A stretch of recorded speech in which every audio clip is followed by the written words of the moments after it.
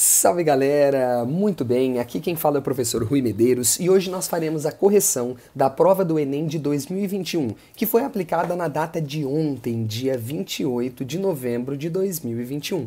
Bem, a prova foi muito bacana, né? Abordou muitas questões aqui como era esperado. O Enem não traz surpresas para nós. O Enem é uma prova que é muito bem estruturada, é uma prova muito bem certinha de acordo com o que ela vai cobrar. Ela não foge daquele padrão, ela não cobra rodapé de livro. Então a gente vai acompanhar nesses minutos seguintes aqui quais foram os tópicos abordados por essa prova e quais habilidades você tinha que conhecer. Vamos lá então? Vamos começar pela primeira questão. Eu peguei o caderno azul aqui para resolver com vocês, ok? Dê uma olhada, ó. Eu vou começar pela primeira questão.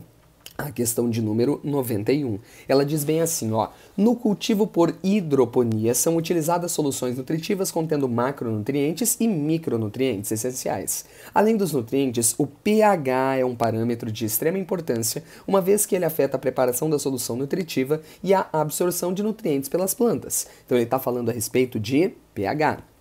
Para o cultivo de alface, valores de pH entre 5,5 e 6,5 são ideais. Eu vou deixar anotado isso daqui, ó. Valores entre 5,5 e 6,5 são ideais, beleza? Tem que ficar nessa faixa para o seu desenvolvimento. As correções de pH são feitas pela adição de compostos ácidos ou básicos, mas não devem introduzir elementos nocivos às plantas. Na tabela, são apresentados alguns dados da composição da solução nutritiva de referência para esse cultivo. Também é apresentada a composição de uma solução preparada por um produtor de cultivo hidropônico. Então ele me deu aqui, ó, algumas coisas presentes, né? Alguns nutrientes para a gente enxergar que na hora que ele for acrescentar alguma coisa, não pode fugir disso daqui, né? E ele me deu aqui algumas coisas, ó, composição de referência no pH adequado e a solução nutritiva que ele preparou com pH 4,3. Já observe então que o pH da solução preparada está mais baixo do que deveria. Nós vamos precisar fazer o quê? Aumentar esse pH pela adição de alguém. Então nós já sabemos que para essa solução aqui, ó, eu vou ter que adicionar o quê? Vou ter que adicionar uma substância de caráter básico, não é? Vou ter que acrescentar alguém de caráter básico. E daí ele comenta bem assim para mim. Para a correção do pH da solução nutritiva preparada, esse produtor pode empregar uma solução do quê? Bom, tem que ser alguém de caráter básico. Então vamos eliminar as alternativas? Ah, não pode ser. Ácido fosfórico não. Bom, quem mais que não pode ser aqui, ó? Sulfato de cálcio também não, porque se você for pensar, esse aqui é um sal de caráter neutro. Ele vem de uma base forte, né? CaSO4, ó, presta atenção. Ele vem de quem? Ele vem do CaOH2, que é uma base forte, e vem do H2SO4, que é um ácido forte. Não adianta, se ele vem de duas partes fortes, não resolve minha vida. Ele também tem caráter neutro, né? Óxido de alumínio, esse cara tem caráter anfótero, né? Então não vai resolver a minha vida também. Cloreto de ferro, presta atenção, ó, FeCl2. Esse cara deriva de quem? Vamos lá, ó, vem do FeOH2, que nós sabemos que se trata de uma base que é fraca, e vem do HCl, que é um ácido forte. Se ele vem de uma base fraca e de um ácido forte, esse cara tem caráter o quê, gente? Ácido, né? Então também não pode ser. É óbvio que a única alternativa que tinha alguém de caráter básico é a letra E, que é hidróxido de potássio. Então a resposta foi a letra E, KOH. Tudo bem? E note que ela ainda vai ter um elemento, que é o K, que não é nocivo para a planta. Eu só diria que tem um problema nessa questão aqui. A questão é que KOH, né, ela é uma base forte, então geralmente nós não utilizamos bases fortes para poder fazer essas operações. Mas enfim, não há o menor problema, tá? Então a alternativa correta aqui é a letra E. Fechou? A questão não tem nenhum probleminha teórico aqui. Bom, vamos para a próxima. A próxima dessa prova é a questão de número 95, que fala bem assim. Os pesticidas organoclorados foram amplamente empregados na agricultura, contudo, em razão das suas elevadas toxicidades e persistências no meio ambiente, eles foram banidos, né? E daí agora ele vai falar bem assim para mim. Considere a aplicação de 500 gramas de um pesticida organoclorado, né? Ele comenta aqui, só um instantezinho, gente.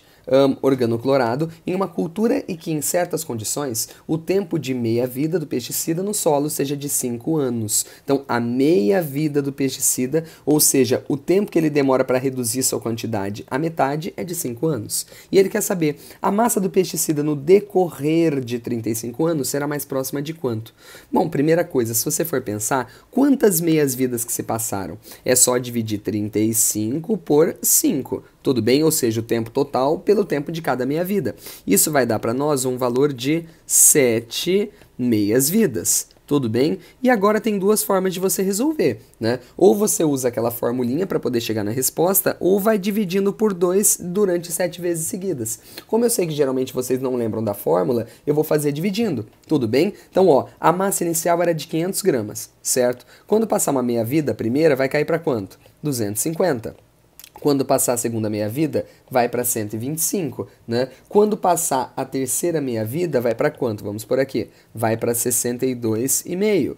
Quando passar a quarta meia-vida, vai para quanto? 31,25. Quando passar a quinta meia-vida, vai para quanto? Né? Vai para 15,625. Quando passar a sexta e penúltima meia-vida, isso vai para quanto? 7,8125. Né? Vou deixar 81. Tá? E quando passar a última meia-vida vai para quanto? Para 3,9, tá? Então a resposta é justamente aquela que fala quanto? 3,9 gramas. Essa é a quantidade, tudo bem? Esse é o que vai sobrar. Se você quisesse ter feito através de uma fórmula, a fórmula seria essa daqui, né? A massa final é a massa inicial dividido por 2 elevado a x, onde x é o número de meias-vidas. Ou seja, seria 500, né? Dividido por 2 elevado a sétima, que ia dar exatamente esse mesmo valor, só que de maneira muito mais rápida, né? Enfim, letra A. Geralmente meia-vida é um conceito que a gente aprende em radioatividade, né? Mas não há o menor problema, ele aplicou isso num pesticida. Perfeito. Vamos para uma outra? Ó, questão de número 97. A simples atitude de não jogar lixo direto, né, ou não jogar direto no lixo ou no ralo da pia, o óleo de cozinha é usado para contribuir à redução da poluição ambiental. Mas o que fazer com o óleo vegetal que não será mais usado? Não existe um modelo ideal de descarte, mas uma alternativa simples tem sido reaproveitá-lo para fazer sabão. Gente, ele acabou de te dar uma dica. Ele quer aproveitar para fazer sabão. Para isso são necessários, além do próprio óleo, água e soda cáustica. Claro, ele vai fazer uma hidrólise alcalina, né? Com base no texto, a reação química que permite o reaproveitamento do óleo vegetal é denominado o quê?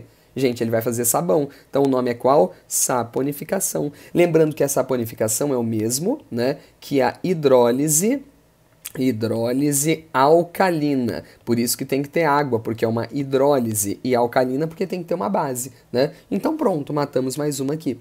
Vamos para a próxima? A próxima aqui é a questão de número 101. Tudo bem? Uma questãozinha que fala sobre estequiometria. Ele vai colocar assim, ó. A obtenção de etanol utilizando a cana-de-açúcar envolve a fermentação dos monossacarídeos formadores da sacarose contida no melaço. Um desses formadores é a glicose, cuja fermentação produz cerca de 50 gramas de etanol a partir de 100 gramas de glicose, conforme a equação química descrita, né? Então ele me deu aqui, ó. Ele acabou de me dar essa informação, tá? E ele fala, em uma condição específica de fermentação, obtém-se 80% de conversão em etanol, que após a sua purificação, apresenta densidade igual a 0,8 grama por ml. Gente, então vou contar uma coisa para vocês. Ó, primeiro, você teria que fazer com massa molar, se você fosse querer fazer bonitinho? Sim, mas ele está falando que ele produz cerca, olha aqui, eu vou usar essa informação, de 50 gramas de etanol a partir de 100 gramas de glicose. Isso é o que ele me deu de informação, né? Então, ó, ele falou que forma assim, ó, presta atenção, 100 gramas de glicose, 100 gramas dessa substância aqui, tá? Produzem para nós aproximadamente 50 gramas de quem? De etanol. Pronto, ele me deu essa informação. E ele falou que o rendimento desse processo, no caso, que a taxa de conversão é de 80%, né? E que após a sua purificação apresenta a densidade igual a 0,8. O melaço utilizado apresentou 50 kg de monossacarídeos na forma de glicose. Ele quer saber qual que é o volume de etanol em litro obtido nesse processo. Então vamos lá, eu vou fazer uma estequiometria usando o que ele me falou, né? Então, ó, glicose forma para nós o etanol, certo? Mais o gás carbônico, tudo bem? O gás carbônico. Beleza? E ele me falou bem assim, ó, ele me disse que 100 gramas aproximadamente de glicose, eu vou usar essa informação que ele me deu, vão produzir quanto para nós de etanol? 50. Eu vou usar essa informação do jeitinho que ele comentou. Assim como esses 50 kg de glicose, formariam quanto para nós? X. Tudo bem? Lembrando que o rendimento é igual a quanto? A 80%, e rendimento a gente sempre coloca aqui em cima na direita, né? Então vamos lá, quanto que vai dar isso daqui? Se você fizer essa continha, vai ficar bem assim, ó, 50 vezes 50 vezes 0,8 dividido por 100. Isso aqui vai dar quanto? 20, tudo bem? Esse x aqui para nós, esse x vai dar quanto? 20. 20 o quê?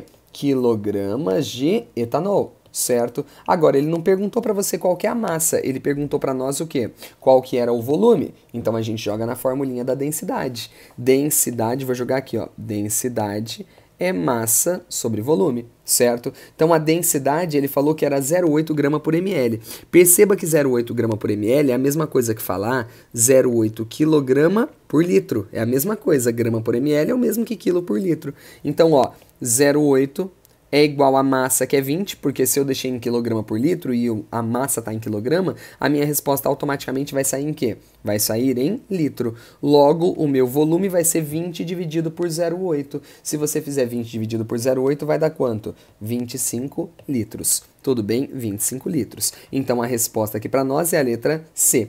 Lembrando que se você quisesse ter feito por estequiometria normal, né, você teria feito assim, ó, uma vez a massa molar desse cara, que é 180, tá? Produzem para nós aqui, ó, produzem para nós 2 vezes a massa molar desse, que era 46. Tudo bem? Aí você faria, assim como que ele falou que era 500, né? 500 quilogramas, perdão, 500 quilogramas.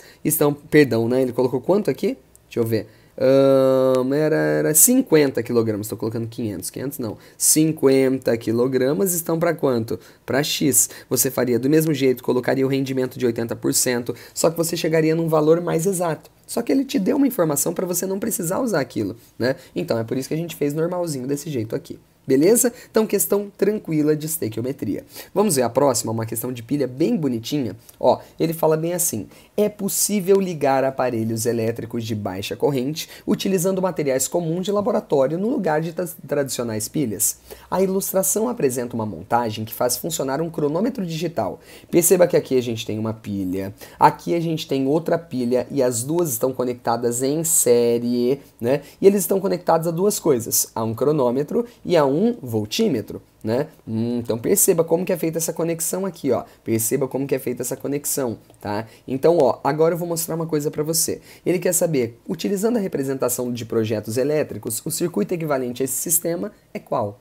Galera, primeira coisa, eu tenho duas pilhas em série, né? Se você for parar para pensar, é a pilha de Daniel. E a gente sabe que na pilha de Daniel, o cobre é quem reduz, ele é o nosso polo positivo, e o zinco é quem oxida, polo negativo. Cobre positivo, zinco negativo. Então você tem que ter duas pilhas assim conectadas, ó. O polo positivo, o polo negativo, ligado.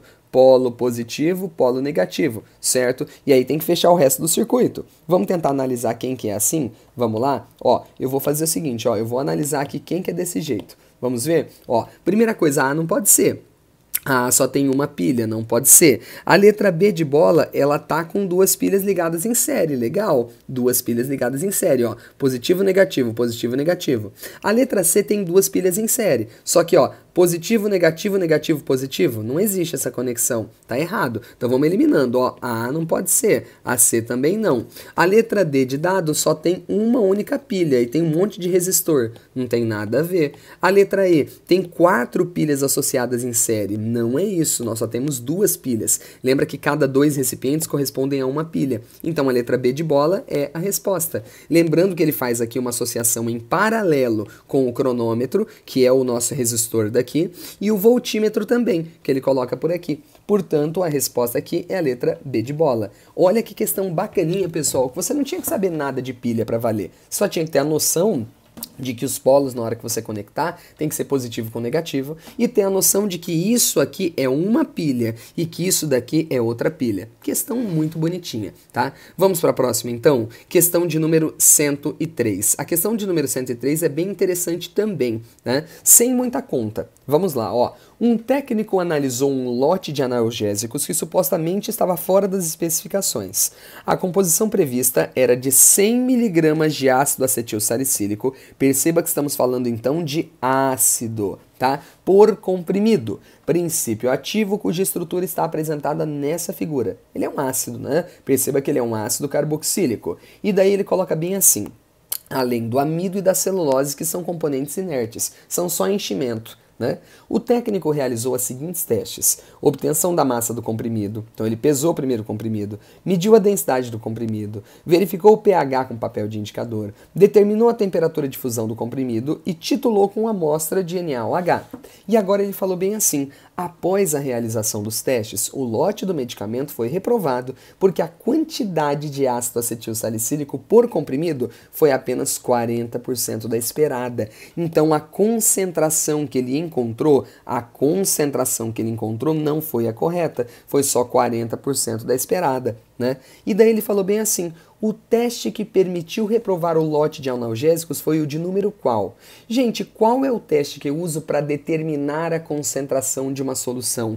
Pensou em determinar a concentração de uma solução, você só usa uma, que é a titulação. Foi na titulação que ele descobriu quanto de ácido acetil salicílico que tinha por lá. Então a resposta é a letra E, teste de número 5. Rui, mas por que não podia ser então a número 1?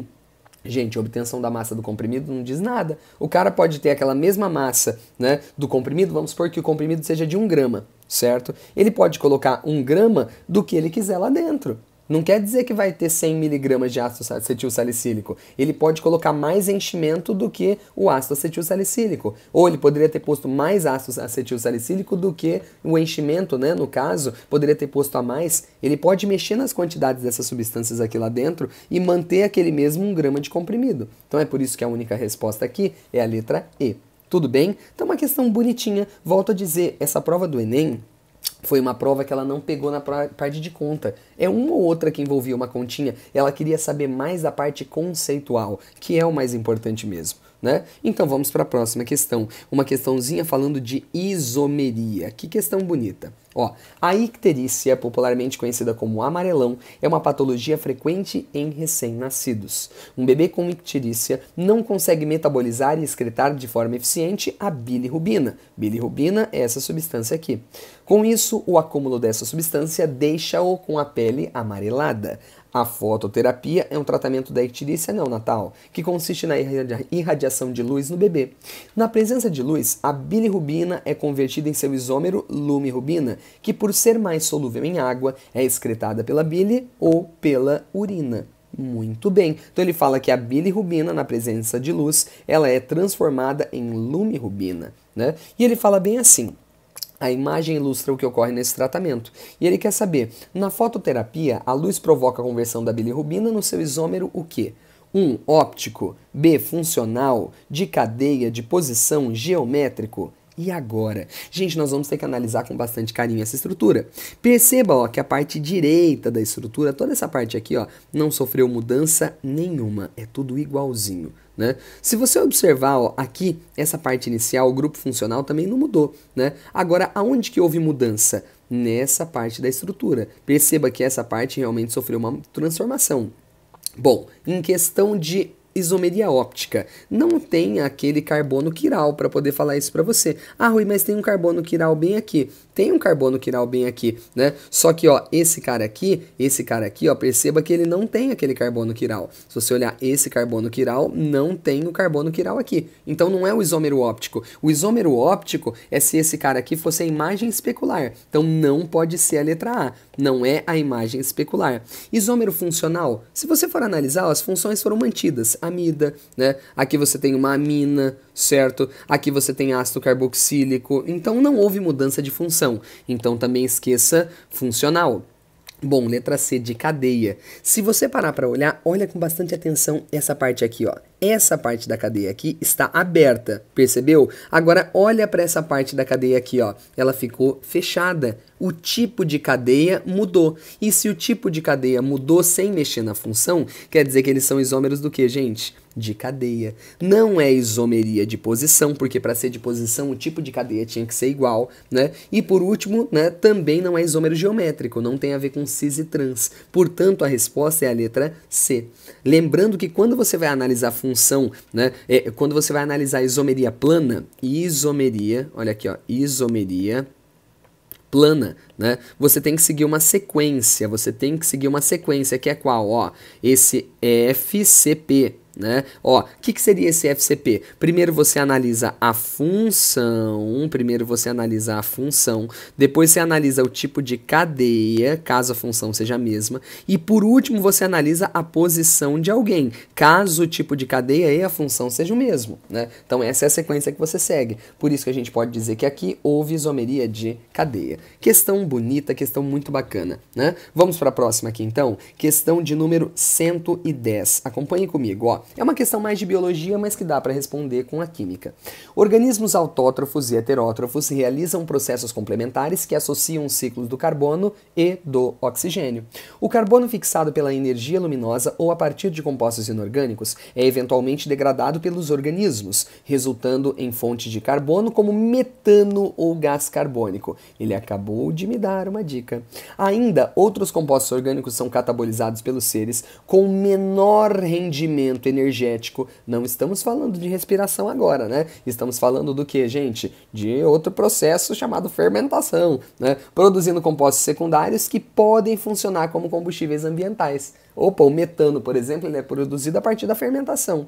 O processo metabólico associado à expressão de combustíveis ambientais é qual? Mais uma vez, é a fermentação. Gente, a fermentação anaeróbia é quem produz para nós um combustível chamado biogás. E o biogás contém como principal componente, que é combustível, o metano. Tá? Então é isso, essa é a grande questão daqui. Estamos falando do processo de fermentação. Gente, de boa, não é? Vamos para uma próxima aqui então? Ó, a próxima é a questão aqui de número 113. Tudo bem? 113. O ciclo do cobre é um experimento didático em que o cobre metálico é utilizado como reagente de partida.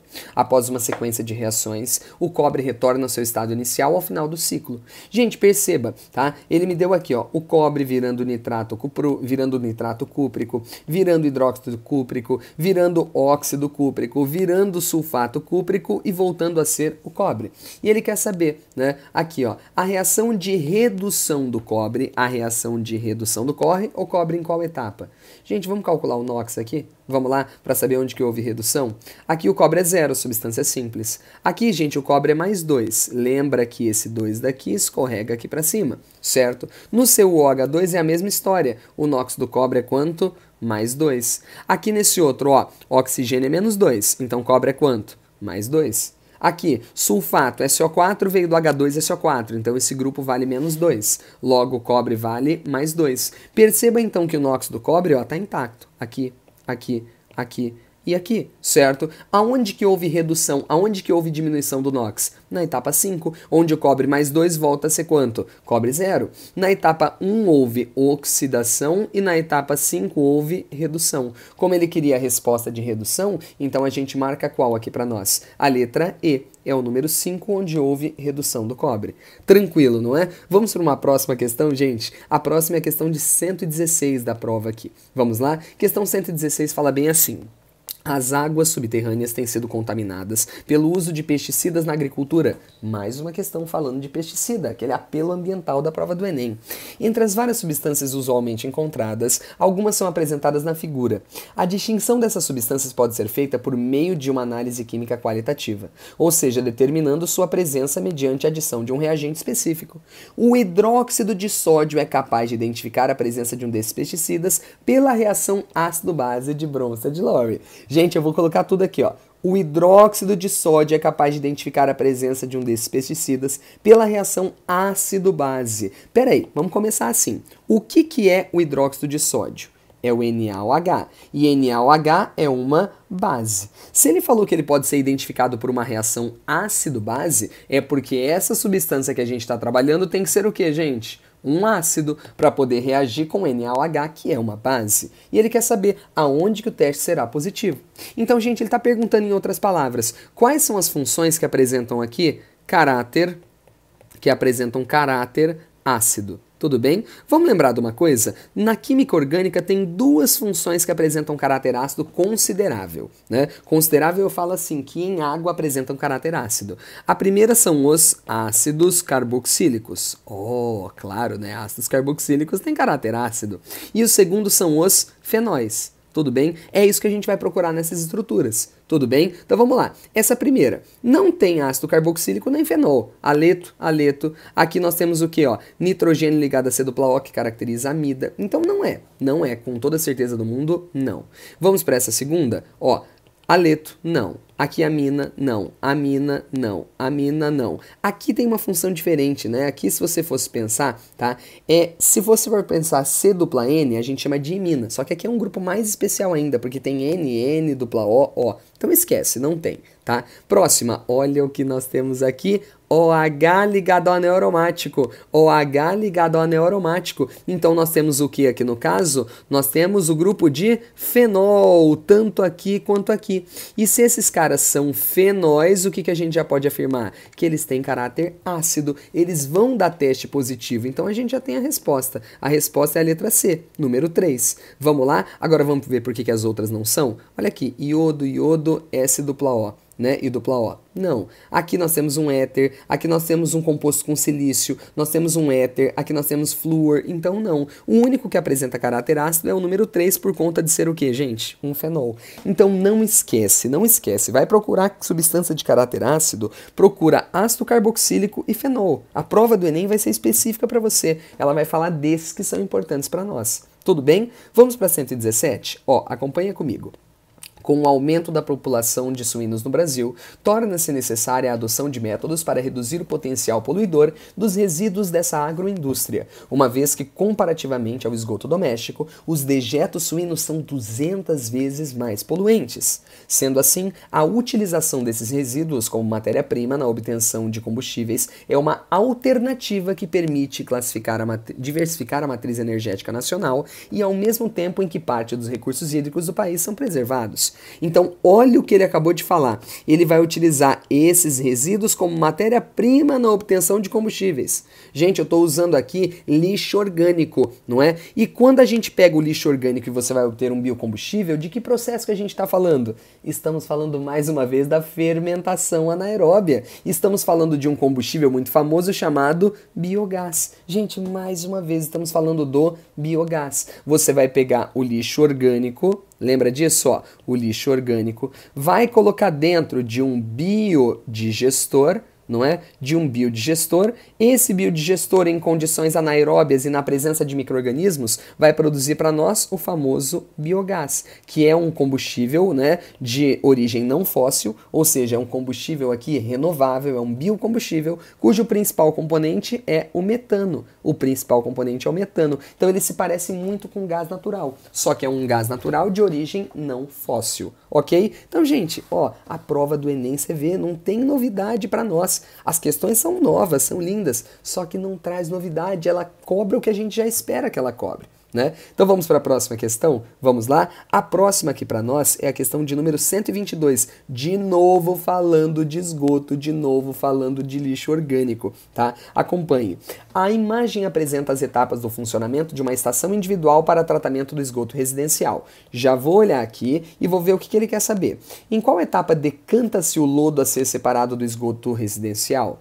Peraí, quando eu falo esse decanta-se, decantação é um processo que necessita do quê? De repouso. Concorda? Você tem que deixar a mistura em repouso para o componente mais denso ir lá para o fundo. O componente de maior densidade, ele vai para o fundo do recipiente. Então estamos falando em decantação. Vamos procurar qual que é a etapa que está tendo decantação, né?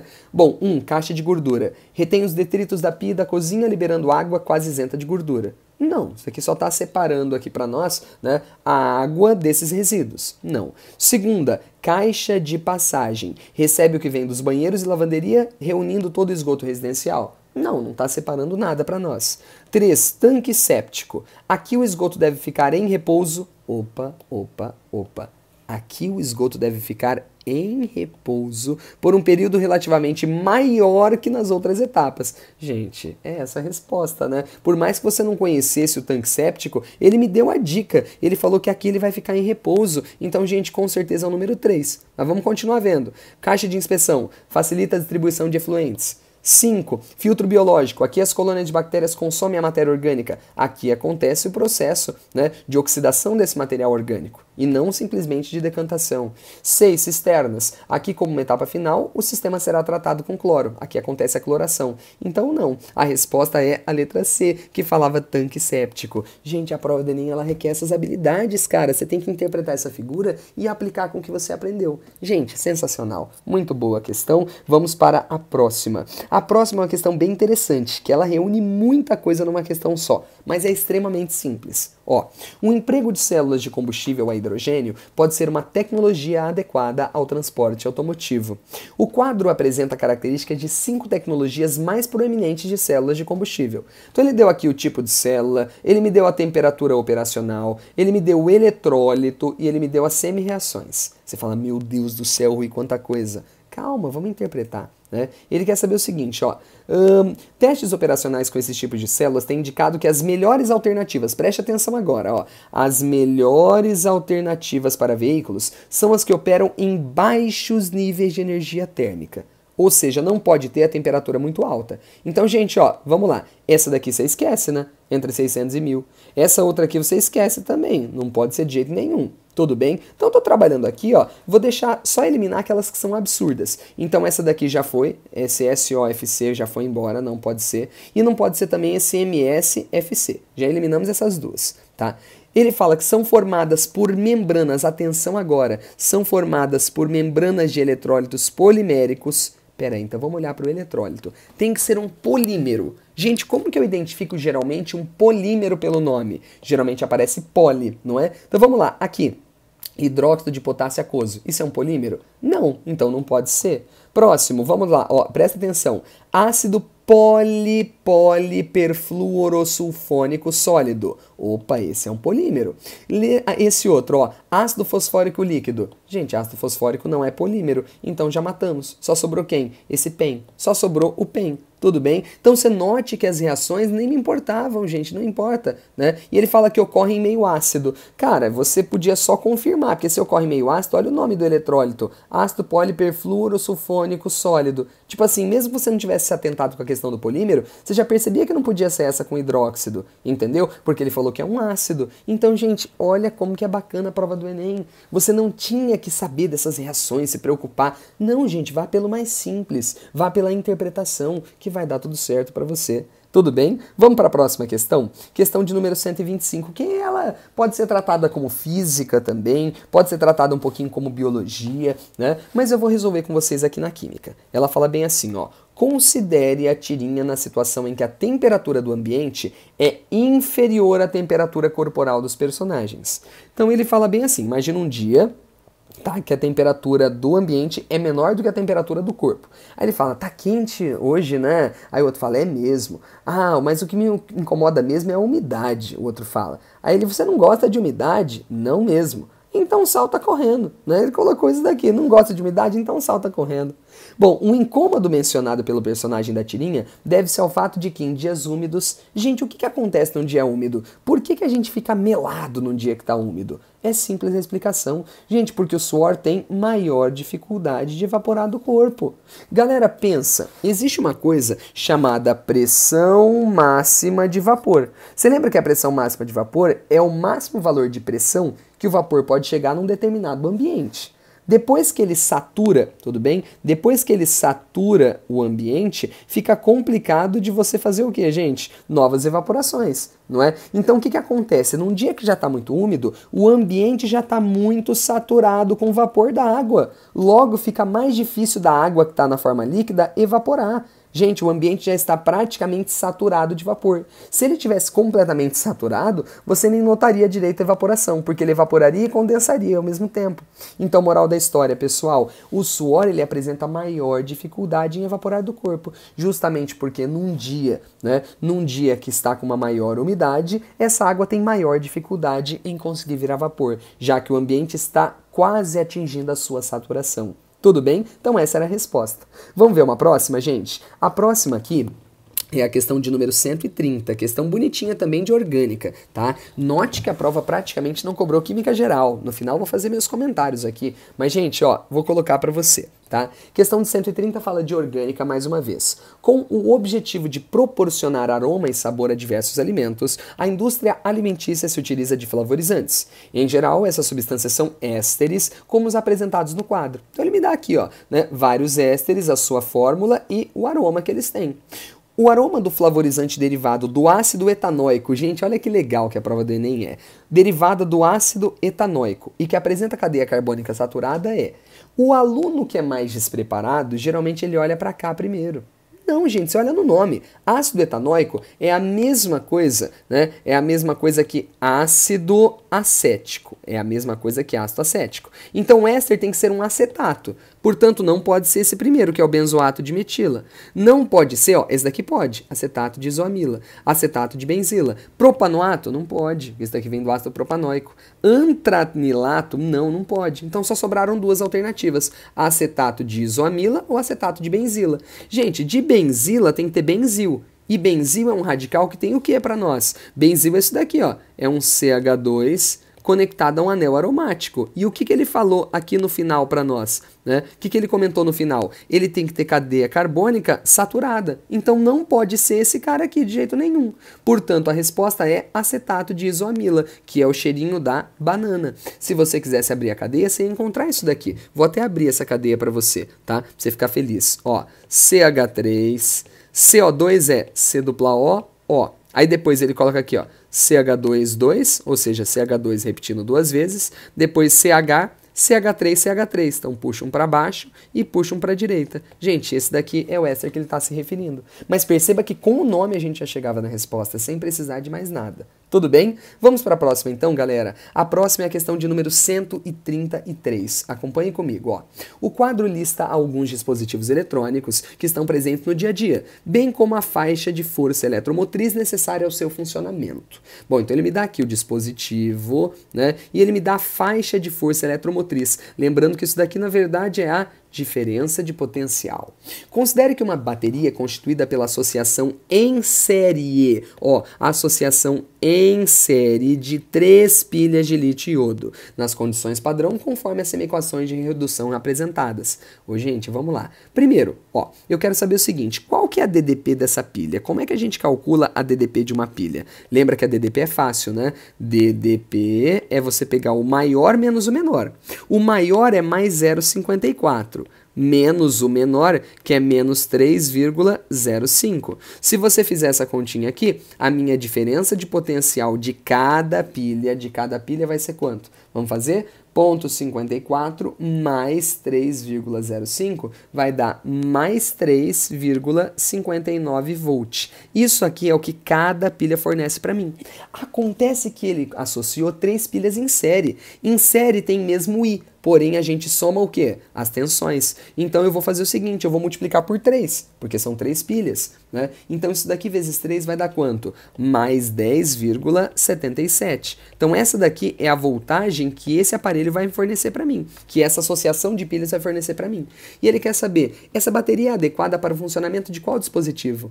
Quem que está com uma faixa que tem 10,77? Cara, só pode ser um. Só pode ser quem aqui para nós? O carrinho de controle remoto, porque a faixa dele de operação ideal, né, em termos de tensão, ele falou que é entre 10,5 e 10,9, ou seja, está justamente nesse valor que a gente colocou. Então a resposta é número 4. Bacana, né, gente? Olha que bonitinha a questão. Então, ó, simples, questãozinha de pilha que não apela com vocês, tá? Não apela de maneira alguma.